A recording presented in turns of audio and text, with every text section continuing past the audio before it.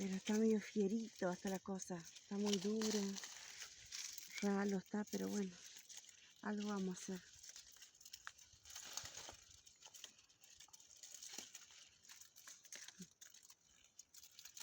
Está medio cerrada ¿no ves?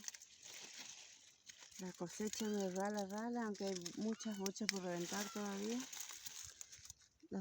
Para la segunda.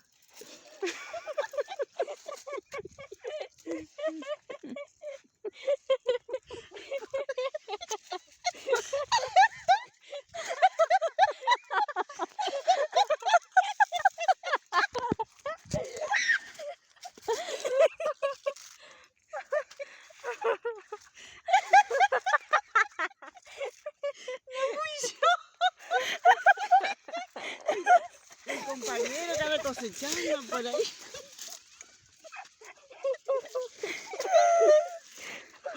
Cosa que pasa.